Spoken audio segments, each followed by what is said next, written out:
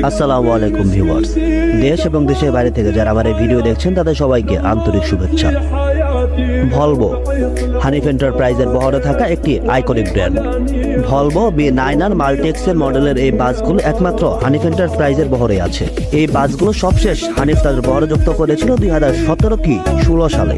এরপর ভলভোর বেশ কিছু আপডেট মডেল বের হয়েছে, কিন্তু হানিফ আর সেদিকে মনোযোগ দেয়নি।